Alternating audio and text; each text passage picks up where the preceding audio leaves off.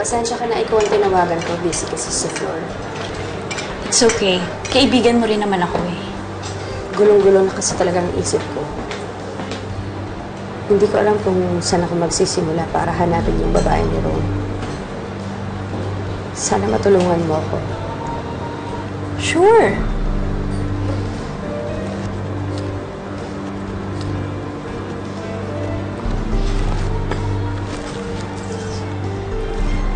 Tingin mo, nandiyan yung babae ni Ron?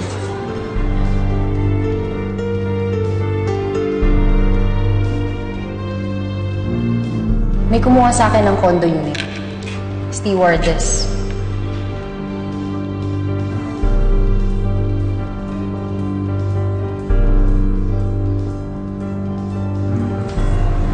Pwede isa sa kanila. Gusto mo samahan kita mag-imbestiga? Gagawin mo yan para sa akin. Of course! Ano ka ba? Tinulungan mo ako sa problema kay Orlando eh, di ba? Tutulungan kitang hanapin ang kabit ng asawa mo.